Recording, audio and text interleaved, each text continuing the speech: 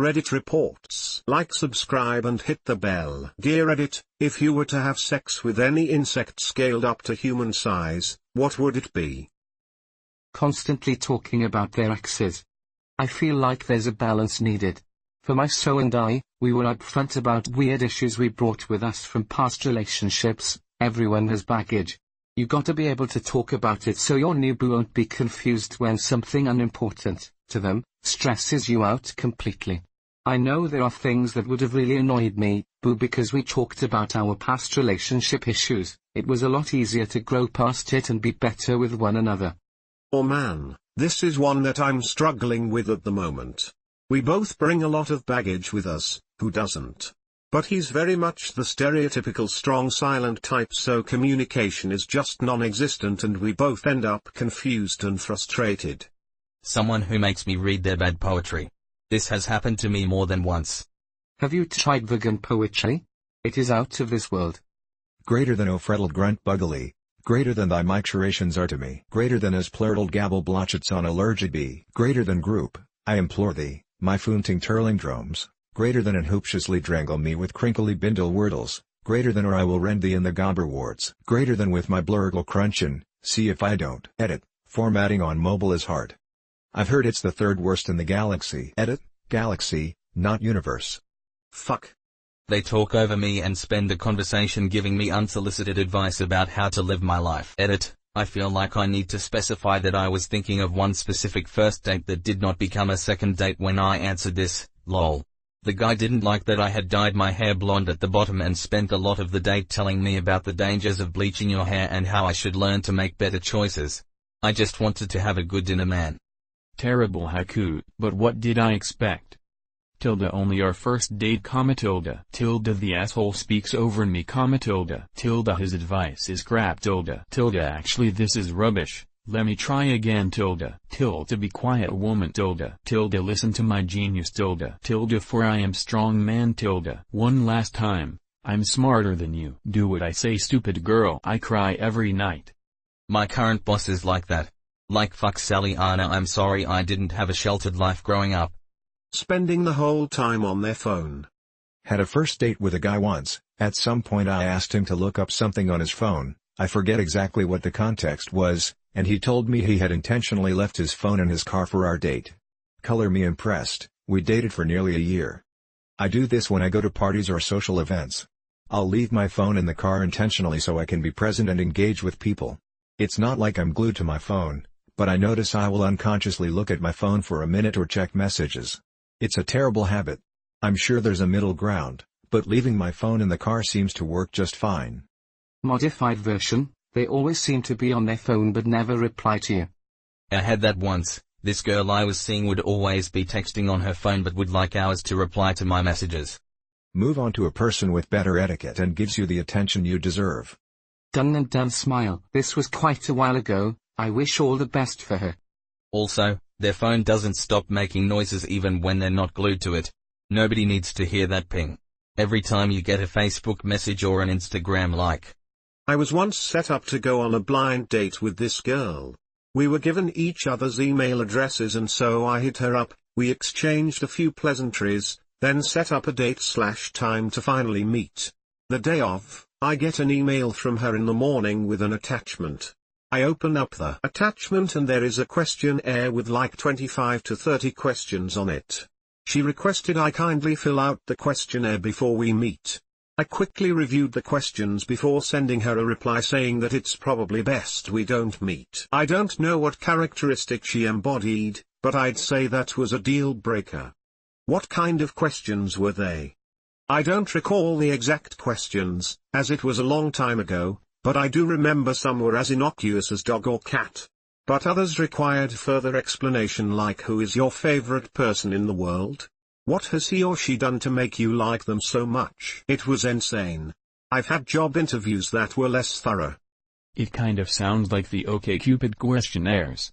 I actually find them useful to read through, if only to weed out the ones who say, yes, I believe the Earth is bigger than the Sun. Probably wouldn't email that to a prospective partner though. I don't believe in the moon. I think it's the back of the sun. Like a sun butt? The sun is mooning you. They only want to talk about themselves. I once had a 2-hour blind date. By the end, I knew everything about this girl. I knew all of her cats by name, and what their favorite movies were. She asked me literally nothing, and just kept jumping from topic to topic. At the end of the date, she wanted to trade numbers, and I couldn't help but ask what's my name? And she didn't know. So I just paid for my meal and left. Humans getting hurt and dangly noodles to play with. Snakes on a Plane is the perfect movie for a cat. She sounds perfect for me. I hate having people know things about me. I know you what you named your peen. I will hunt you down. Not if I separate you from Nate first. You're gonna cut his whole body off? I hate everything about this. It wasn't a date, but I once met up with a friend from college who was exactly like this. I figured after 8 years she grew up and matured a bit. She hadn't. I had my brother call me and fake a family emergency so I could get out early. I hear situations like this a lot on Reddit, but I would argue that the person doing all the talking may see the silent person as a bad date for not having anything to say, forcing them to ramble for the entirety of the date. Not saying you were the bad date, just saying that there are two sides to every coin. I've seen being rude to wait staff a dozen times in here. Are that many people rude to waiters? No. Source, am waiter. I'd say roughly 1-200 people are actually rude, especially without reason. Now I do also believe people are generally more rude to a waitress, but that is my experience. I was going to say, where do you work where the ratio is that low? But waiter versus waitress makes sense, although I hadn't really considered it.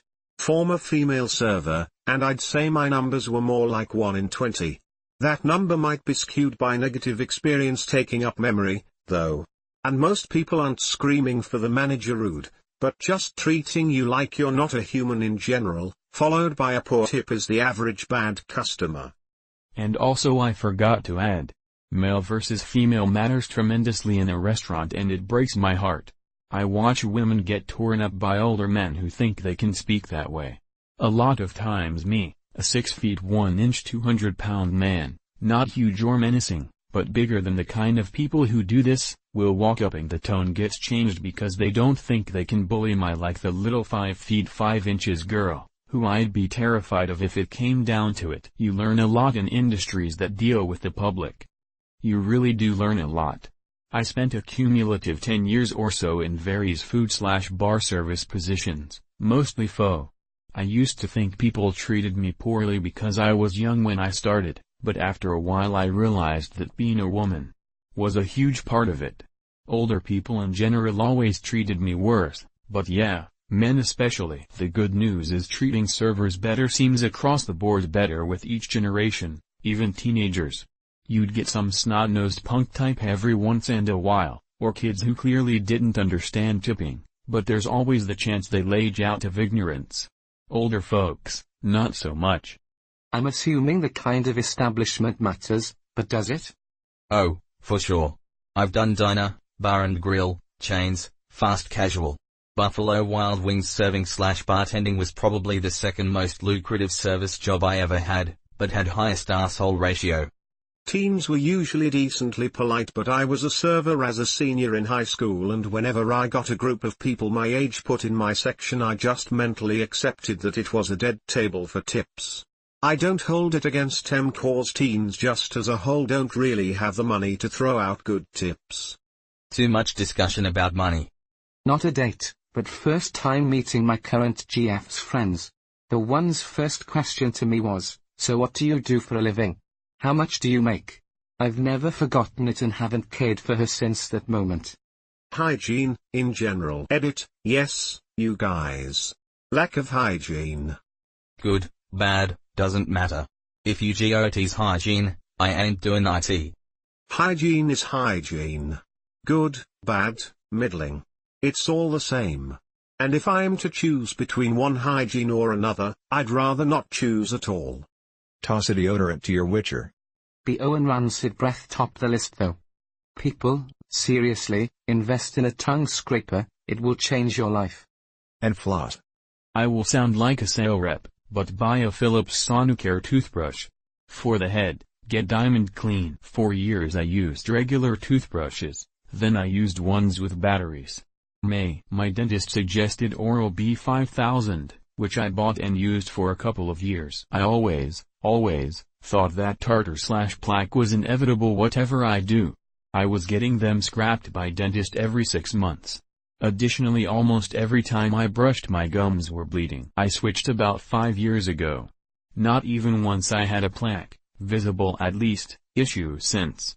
After the first few months my gums stopped bleeding too. And for the past 4.5 years or so, it had been bled maybe a few times. Maybe it is easily one of the best purchases I've ever had.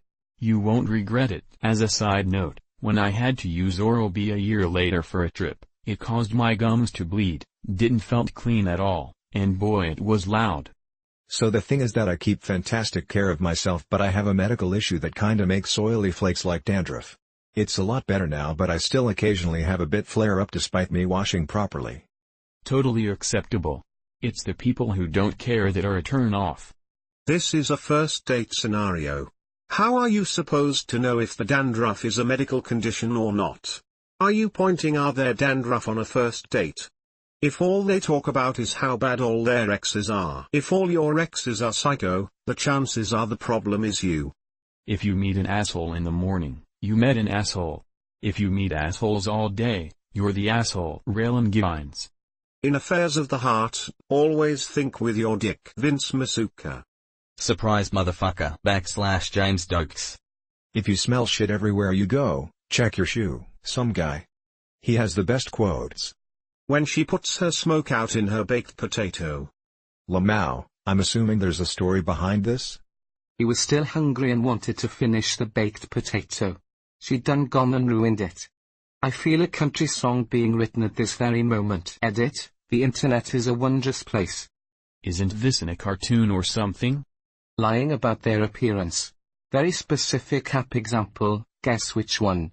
But you see their pictures, they look nice and then they are different in person. What's the point? As a rule, if they have dog ears, a butterfly halo, or are puking a rainbow, what you see isn't what you'll get. There are so many Tinder profiles where girls will have 3 pictures, all selfies, all with dog ears, big cartoony eyes and heavy Snapchat filters. It makes it way too obvious that you're trying to hide something. And even if you're not, then that's weird lol. Makes me so glad I found the love of my life before Snapchat filters. Hey, it's not that hard. Filters equals hiding. Same thing you did, you just eliminated them based on looks or other tricks they used. Yes, single heavily Snapchat modified photo decreased my likelihood of wanting to match with a girl. All photos modified with Snapchat filters was a more or less no questions asked to no. I think it said more about lack of maturity than appearance, but that was a factor too. I went on a date with a Tinder girl and all her photos had a Snapchat filter. She looked good so I didn't think much of it.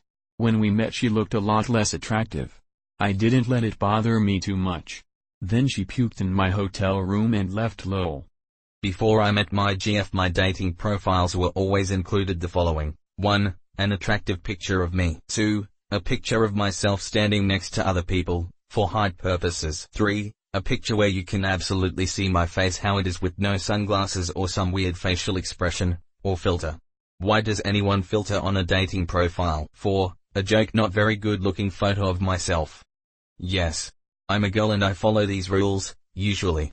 I try to post flattering and unflattering photos so the guy knows what he's getting into, lol. If I had to rate myself it'd be a 6, but get to know me and my personality is an 8 or 9, which bumps my looks up to a 7.5. I'm just making shit up. But for real, no fun filters, Facetune, etc. I feel that's a recipe for disaster. Self-confidence is already a mixed bag, let's not make it worse. Went out with a guy from a dating app this past weekend whose profile said he was 6 foot and he was barely 5 feet 6 inches/7. I personally am short so I'm very fine with shorter men, but it's the blatant lying that made me sure I never wanted to go out with him again. I do know that when I was on dating sites, there were a lot of profiles with shit like don't message me if you are under 6 feet, seemingly always from girls who were maybe 5 feet 1 inch on a good day. But I just skipped them. Since 5 feet 9 inches cannot pass for 6 feet, and what's the point in lying? My girlfriend's profile claimed she was 5 feet 1 inch. I'm 6 foot 2, and don't mind short women. Anyhow, A year in now, so I took her along on a work trip to Florida. As we're walking along the beach in bare feet, I look down at her and go, there's no way you're 5 foot, and she finally admits to being closer to 4 feet 10 inches. After that admission, she stopped eating heels around me too. Edit, wearing, not eating. But I'm leaving the autocorrect because it's funny.